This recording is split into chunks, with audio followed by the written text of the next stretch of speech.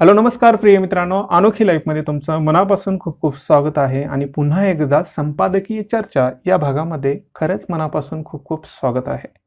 पुढे जाण्या अगोदर, लेख पाहण्या अगोदर तुमच्यासाठी एक सूचना असे की या PDF म्हणजे या लेखाच्या ज्या काही PDF आहेत ते तुम्हाला अनोखी लाईफ या टेलिग्राम चॅनलवर भेटतील, परंतु त्या आहेत लघु टिपण, शॉर्ट नोट्स.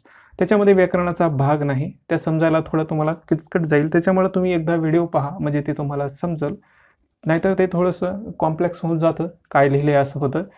आणि लघु टिपण एकाच पानावर आहेत, कारण ते तुम्हाला शेवटी रिवाईज करण्यामध्ये आणि जे काही आपण परत परत अभ्यास करतो त्यामध्ये सोयीस्कर व्हावं यासाठीच हा भाग आहे. तर करूया सुरुवात आजच्या लेखला. आजचा पहिला लेख आहे विज्ञान धोरण मसुदाविषयी. विज्ञान धोरण मसुदा यावर्षी हा नवीन पॉलिसी आलेली आहे. तर सर्वप्रथम जवाहरलाल नेहरूच्या काळामध्ये म्हणजे 4 मार्च 1958 मध्ये विज्ञान धोरणाविषयी ठराव मांडण्यात आला होता. म्हणजे त्याच्यामध्ये नेमकं काय केलं, तर त्याच्यामध्ये असं केलं की विचारशक्ती जी काही विज्ञानाची बाबती आहे त्याचं मोठं दालन उभा करण्याचा प्रयत्न केला. विज्ञानाचा उपयोग जीवनाशी कसा होतो किंवा जीवनामध्ये जे काही विज्ञान आणता येतं ते कशा प्रकारे, असं म्हणा की विज्ञानाला मानवाच्या स्तरावर नेण्याचा, जीवनमूल्य आणण्याचा, एक मोठा नवीन स्तर करण्याचा असा एक ठराव संमत करण्यात आला की विज्ञानाचा फायदा दैनंदिन जीवनामध्ये आपल्या गरजा भागवण्यासाठी किंवा इतर गोष्टीसाठी कसा होईल. तर अशा प्रकारे एक गोष्ट त्या काळामध्ये बोलली गेली. तर आता आलेली जी काही पॉलिसी आहे, आता आलेले जे काही धोरण आहे विज्ञान तंत्रज्ञान विभागातर्फे, ते 5वं आहे. त्यातच कशाविषयी आहे तर सायन्स, टेक्नॉलॉजी आणि इनोव्हेशन्स, म्हणजे मराठीमधून काय म्हणतात तर विज्ञान, तंत्रज्ञान आणि नाविन्य धोरण याच्याविषयी. परंतु हे जे काही डॉक्युमेंट आहे, हे जे काही दस्तावेज आहे ते न समजण्यासारखं आहे. परंतु असं बी म्हटलं जातं या लेखामध्ये की याच्यामध्ये अशा काही गोष्टी आहेत ज्या अशा गोष्टीवर भर देतात की ज्याचा फायदा भविष्य काळामध्ये होतो. जसं की या दस्तावेजमध्ये बोलत असताना, या धोरणामध्ये बोलत असताना, म्हणजे हा मसुदा आहे तो काही संमत नाही झाला. पहिला विषय असं भर दिला जातो की आत्मनिर्भर तंत्रज्ञान, म्हणजे जे काही तंत्रज्ञान उपलब्ध करायचे, जे काही निर्माण करायचे ते कसं आत्मनिर्भर असलं पाहिजे. दुसरा मुद्दा असा आहे की बुद्धिमान लोकांना आकर्षित करायचे, म्हणजे की जे लोक रिअल टॅलेंट असतं, ज्याच्यामध्ये बुद्धिमत्ता क्षमता असते, त्यांना दुसऱ्या देशामध्ये किंवा इतर देशापाशी जे काही टॅलेंट जातं त्यांना न जाता आपल्याकडे अशा सुविधा उपलब्ध करणे, अशी वातावरण निर्माण करणे, अशा लोककेंद्रभूत सुविधा निर्माण करणे की ज्याच्यामुळं भारतातले जे बुद्धिमान लोक आहेत ते आपल्याकडे आकर्षित होतील. हा दुसरा मुद्दा. तिसरा मुद्दा म्हणजे खाजगी क्षेत्राची अधिक भागीदारी करणे. हा याच्यामध्ये मुद्दा आहे. म्हणजे त्याच्यामध्ये किती पट तर 5 पट अधिक खाजगी क्षेत्राची भागीदारी करू, असं या डॉक्युमेंटमध्ये, दस्तावेजमध्ये म्हटलं आहे. आता हे काही नवीन नाही, म्हणजे हा जो काही 2000 आपल्या ह्या सालचा आलेला हा जो काही धोरण आहे किंवा हा जो काही मसुदा आहे हा काही नवीन नाही. हा 2013 मध्ये सुद्धा म्हटलं होतं, सारखंच ध्येय होतं, परंतु अंमलबजावणी नाही ना. त्यामुळं असं म्हटलं जातं की याच्यामध्ये काही उणिवा आहेत आणि काही चांगल्या गोष्टी आहेत. तर काही अगोदर अशा पाहू की ज्या उणिवा आहेत, तर जसं की आपल्या विज्ञान आणि तंत्रज्ञान याच्या भागामध्ये किती 0.6 GDPचा खर्च केला जातो, पण इतर देशापेक्षा कितीतरी कमी आहे असा. मग असं म्हणलं जातं की 2% तरी खर्च करावा, परंतु तो होत नाही, ही एक कमतरता आहे.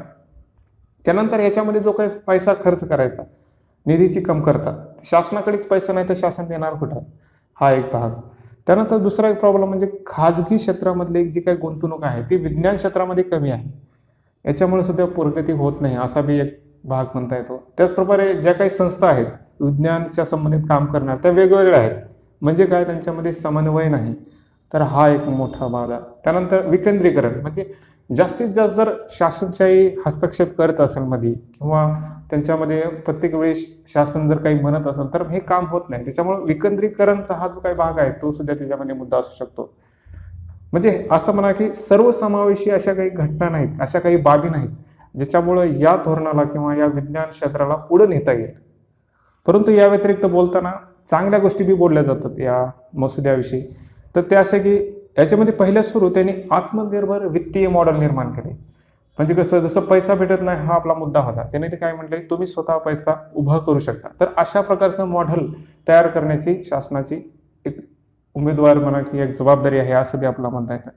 त्यानंतर त्या जे काही करणार आहे त्याला अधिक स्वायत्तता देण्यात आली. म्हणजे तुमच्या अनुषंगाने तुम्ही करा, आमचा हस्तक्षेप त्याच्यामध्ये राहणार नाही, त्याला आपण म्हणतो ऑटोनॉमस. तर अशा प्रकारचे जास्तीत जास्त ऑटोनॉमी देण्याचा प्रयत्न त्याच्यामध्ये आहे.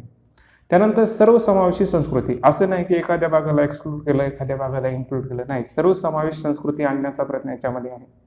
त्यानंतर जे काही केलं जाईल ते माहिती सार्वजनिक असेल, ज्याच्यामुळे सगळ्या लोकांना ही जी काही माहिती आहे पुरवली जाईल, विज्ञानामधील साक्षरता येईल, जागरूकता निर्माण होईल. तर त्याच्यामुळे माहिती जे काही आपण निर्माण करत आहोत ते सार्वजनिक केलं पाहिजे.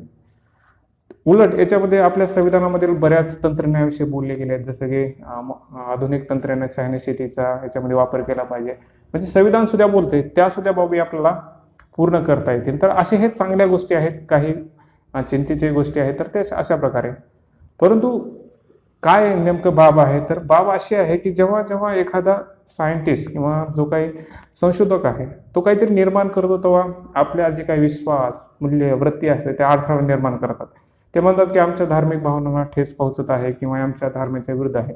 तर अशा बाबीला टाकेल करण्यासाठी शासनानं आणि सगळ्या संघटनेनं तयार असायला पाहिजे, असं बी म्हटलं जातं. कारण पहिल्या सुरू ज्या काही भावना असतात, ज्या काही गोष्टी घडतात, त्या असं वाटतात की आपल्या विरुद्ध आहेत, परंतु त्या वैज्ञानिकच्या दृष्टीने वेगळ्या आहेत.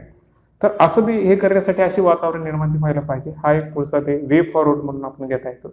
तर हा विज्ञान धोरण मसुदाविषयी लेख होता. तर याच्यामध्ये मूल्य बोलत असताना खाजगी ह्याच्यावर भर दिलाय आणि अशा प्रकारे मॉडेल निर्माण करायचं की त्याचा फायदा पूर्णपणे व्हावा. तर असा पहिला लेख आहे. यानंतर दुसरा लेख आहे पॉस्को कायद्याविषयी.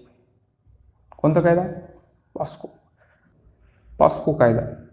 काय आहे नेमकं तो कायदा, काय म्हणतो, याच्याबद्दल बोलत असताना तुम्हाला हा कायदा काय आहे हे माहीत असलं पाहिजे की काय आहे नेमक्यामध्ये पॉस्को. याला मराठीमधून आपलं काय म्हणता येतं की लैंगिक गुन्ह्याविषयी मुलांना संरक्षण देणे. लैंगिक गुन्ह्याविषयी मुलांना संरक्षण 2012 असा हा कायदा आहे, आपल्या मराठीमध्ये बोलता येतो. परंतु याचं संशोधन 2019 मध्ये झालं. काय नेमकं बोलतो या कायदा? पॉस्कोमध्ये असं म्हटलं की मुलाची व्याख्या करण्यात आली. मुलगा हा जो काही आहे त्याचं वय काय, तर जो 18 वर्षाच्या खाली आहे त्याला मुलगा म्हटलं जातं. म्हणजे डेफिनेशन, व्याख्या तयार केली की हां असं. पुन्हा याच्यामध्ये लिंग तटस्थता आहे. म्हणजे असं नाही की मुलीला प्राधान्य दिलं जातं, मुलावर अन्याय झाला तर त्याच्याकडे डावरलं जातं, असं नाही. म्हणजे निरपेक्ष असं तटस्थपणा आहे की कुणावर बी अन्याय झाला तर आम्ही कार्यवाही करू. तर लिंग तटस्थपणा. या कायद्याच्या अंतर्गत लैंगिक शोषण असेल, पॉर्नोग्राफी असेल किंवा इतर येणाऱ्या अशा सगळ्या गोष्टी अंतर्भूत केल्या जातात. तर हा पॉस्को कायदा बालकांना संरक्षण देण्यासाठी, मुलांना संरक्षण देण्यासाठी आहे. तर याच्याविषयी जे काही संशोधन झालं त्याच्यामध्ये असं म्हटलं की 10 वर्षाखालील जर जे काही बालक असेल त्यांच्यावर जर असं लैंगिक शोषण किंवा काही होत असेल तर त्या व्यक्तीला जन्मठेपाची शिक्षा दिली जाते. जर 16 वर्षाच्या खालील मुला मुलींना असं काहीतरी घडत असेल, लैंगिक शोषण होत असेल तर त्याला 20 वर्षाची शिक्षा वर जन्मठेप सुद्धा होऊ शकते. तर असे दंड प्रावधान करण्यात आले की ज्याच्यामुळं एक असं डिटरन्स निर्माण हो की भय निर्माण हो असं करण्याचा प्रयत्न केला आहे या कायद्याच्या अंतर्गत. परंतु हे अंमलबजावणी करण्यासाठी विशेष न्यायालय आहेत, म्हणजे आपण त्याला स्पेशल कोर्ट म्हणतो. त्याचप्रकारे अशा गोष्टी तयार करण्यात आल्या की एक वातावरण निर्माण होईल. म्हणजे कसं, ज्याच्या संग काही अपराध घडला आहे की लैंगिक शोषण घडले आहे त्याची योग्य प्रकारे चौकशी करणे, म्हणजे विश्वासात घेऊन चौकशी करणे. जर मुलीच्या बाबतीत तसं घडलं असेल तर महिला तिथं उपस्थित असली पाहिजे आणि ती महिला चौकशी करणारी हे जास्तीत जास्त खालच्या दर्जाची, म्हणजे खालच्या त्यांची लेवल नसू नये, म्हणजे कमीत कमी द सब इन्स्पेक्टर लेवलचे असावे असं म्हटलं जातं. आणि दुसरं म्हणजे रात्री पोलीस ठाण्यामध्ये अशा गोष्टी करता येणार नाही, म्हणजे महिलांना ठेवता येणार नाही. म्हणजे असे प्रावधान करण्यात आले की ज्याच्यामुळं या कायद्याचं जे काही अंमलबजावणी ही चांगल्या प्रकारे होईल. परंतु आता घडलंय काय, मेन मुद्दा असा आहे की नागपूरचे उच्च न्यायालय, म्हणजे मुंबई उच्च न्यायालयाची जी काय ब्रांच आहे त्याच्यामध्ये एक केस होती, एक खटला होता, सतीश बंडू रगडे वर्सेस महाराष्ट्र. असं या खटल्यामध्ये या पॉक्सो ऍक्टच्या 7 विभागाविषयी बोललं गेलं. काय म्हणतो याच्यामध्ये, न्यायालय असं म्हणतो की एखाद्या व्यक्तीचा जर, म्हणजे त्या बालकाचा जर स्पर्श संबंध झाला नसेल, छातीवर जर व्यक्तीनं स्पर्श केला नसेल किंवा कपडे काढण्याबद्दल काही गुन्हा जर, म्हणजे काही माहिती जर आढळली नसेल तर भाग 7 नुसार त्याच्यामध्ये टाकता येत नाही. म्हणजे काय म्हणतंय, एखाद्या व्यक्तीबद्दल लैंगिक शोषण होत असेल किंवा त्याचा स्पर्श जर झाला नसेल किंवा छातीवर स्पर्श केला असेल किंवा कपडे काढण्याबद्दल बोलला असेल, परंतु त्याचा जर जे काही साक्षीदार म्हणा, जे काही प्रूफ आहे ते जर नसेल तर तो खटला दाखल करण्यात येत नाही. असं म्हणतो. आणि तो कशा मग दाखल केला पाहिजे ते असं म्हणतं की IPC धारा 354 अंतर्गत दाखल केला जाईल. आता इथं सगळ्यात महत्वाची बाब अशी की नागपूर न्यायालय काय म्हणते आणि पॉस्को जो काय ऍक्ट आहे, जो कायदा आहे पॉस्को, तो काय म्हणतो. विशेषतः असं म्हटलं जातं की म्हणजे चिंता अशी आहे की एखाद्या जो काही गुन्हेगार आहे शिक्षा कशी दिली जाते, गुन्ह्यानुसार. जसा गुन्हा आहे तशी शिक्षा. परंतु असं बी प्रावधान आहे की बालक जर असल्या तर त्याला सक्तीची शिक्षा द्यावी, जेणेकरून तसे होणार नाहीत. परंतु हा जो काही नागपूरचा निर्णय आला आहे की ज्याचं काही तो वर्डिक दिला आहे त्याच्या मानकानुसार करण्यात ही गुन्ह्यानुसार शिक्षा द्यावी. म्हणजे असं काय होतं की जिथं असं प्रावधान आहे की बालकावर अन्याय होत असेल तर ते आपण जास्त प्रमाणे सक्तीची शिक्षा करू. तिथं अशा प्रकारचं नागपूरचं वर्डिक येतं. म्हणजे कसं पॉस्को कायद्याला डावरण्यासारखं. कसं डावरण्यासारखं, आता म्हणते काय ते की स्पर्श संबंध होणे, छातीवर स्पर्श जर झाला असेल किंवा कपडे घालण्यामध्ये असं प्रूफ नसल्यास तुम्ही करू शकत नाही. परंतु हे कसे आहेत, इलॉजिकल गोष्टी आहेत. म्हणजे असं म्हणतात की आमचंच बरोबर आहे असं म्हणल्यासारखं आहे. तर अशा गोष्टी घडतात, त्याचा प्रूफ असेलच असं नाही, परंतु त्या व्यक्तीवर अन्याय झालाय, त्या बालकावर अन्याय झाला आहे. तर हा भाग असं म्हटलं की जिथं त्या कायद्याला पुढे नेण्याचा प्रयत्न करायला पाहिजे होता तिथं असं त्याचं अंतर्भूत करणे किंवा प्रिडिक्शन काढणे किंवा त्याच्यामध्ये आपला मतीत अर्थ काढणे हा भाग वेगळा केला आहे. त्याच्यामुळे पॉस्को कायद्याला जो काय कायदा आहे तो कमी केल्याचा असा भास होता असं या कायद्यामध्ये म्हटलं जातं, असं या लेखामध्ये म्हटलं जातं. तर असा हा लेख आहे. यानंतर पुढचा लेख आहे विज्ञानाचा उपयोग मानवतेसाठी. दिनांक 31 जानेवारी 2021 रोजी द हिंदूमध्ये आलेला हा लेख आहे. तर विज्ञानचा फायदा मानवतेसाठी कसं करावं याच्याबद्दल बऱ्याच गोष्टी बोलल्या जातात. विशेषतः या लेखामध्ये असं म्हटलं जातं की जे काही सी सुब्रमण्यम आहेत त्यांनी यांची जे काही गोष्टी घडल्या त्याच्यामध्ये बोलत असताना असं म्हटलं की त्यांनी आर्थिक स्वातंत्र्याविषयी जास्त भर दिला जाता की विज्ञानाचा फायदा कसा केला पाहिजे की विज्ञानाच्या दृष्टीने मानवतेला आर्थिक स्वातंत्र्य प्राप्त व्हावं असं बोलत असताना ते दोन व्यक्तीचं असं मत प्रतिपादन करतात किंवा दोन व्यक्तीचं भर दिला जातो. ते म्हणजे 1910 मध्ये त्याच काळामध्ये जन्मलेल्या दोन व्यक्ती, एक चंद्रशेखर सुब्रमण्यम आणि दुसरा आहेत सी सुब्रमण्यम. म्हणजे SC आणि CS असं थोडासा भाग आहे, चंद्रशेखर सुब्रमण्यम आणि सी सुब्रमण्यम. आता चंद्रशेखरचं भाग काय आहे म्हणजे त्यांचं योगदान काय आहे की त्यांनी असा शोध लावला होता की तारे हे मरत नाहीत असं म्हटलं जातं.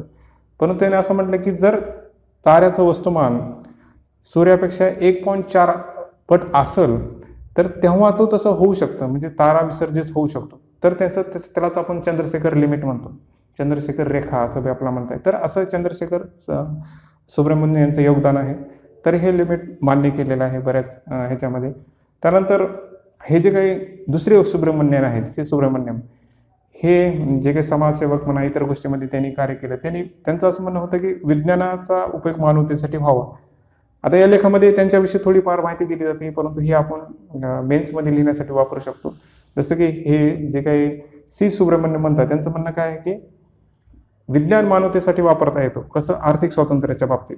त्यासाठी ते 4 घटक देतात की ज्याच्यामुळे आर्थिक स्वातंत्र्य मिळू शकतं. त्याच्यामध्ये पहिला घटक आहे शिक्षण, दुसरा आहे पर्यावरण, तिसरा आहे अर्थव्यवस्था आणि चौथा आहे शेतकऱ्यांचे सशक्तीकरण. तर या गोष्टी विज्ञानाच्या सहाय्यानं किंवा कमी करून आर्थिक स्वातंत्र्य देणं हा त्यांचा मेन मुद्दा होता. तर असे विचारवंत आहेत ज्यांचं मत होतं की विज्ञानाचा उपयोग मानवतेसाठी व्हावा. तर असा छोटासा लेख होता. तर हे तुम्ही पॉईंट्स मेन्समध्ये वापरू शकता. तर अशा प्रकारे हे 3 लेख होते, ते तुम्हाला समजलेच असतील. तर आपण आता पुढच्या भागामध्ये भेटूया. परंतु जाण्या अगोदर हा तुमच्यासाठी UPSC पर्सनल गायडन्स प्रोग्राम आहे. त्याच्यामध्ये तिन्ही स्टेजबद्दल तुम्हाला गायडन्स दिलं जाईल. मग प्री असेल, मेन्स असेल, इंटरव्ह्यू असेल, त्याच्यामध्ये तुमच्या जे काही पर्सनल क्वायरीज आहेत त्या पूर्ण सॉल्व्ह केल्या जातील. तुम्हाला UPSCसाठी तयार करण्यासाठी प्रवृत्त केला जाईल, तसा प्रयत्न बी केला जाईल. तर याच्यामध्ये मराठी लिटरेचरसुद्धा आहे. जर तुम्हाला नको असेल तर तशी व्यवस्थासुद्धा आहे. अधिक माहितीसाठी तुम्ही डिस्क्रिप्शन बॉक्समध्ये जावा, तिथे तुम्हाला रजिस्टर लिंक आणि व्हिडिओसुद्धा भेटेल. तर इथंच थांबूया. तुमची काळजी घ्या, स्वतःवर प्रेम करा. धन्यवाद मित्रांनो.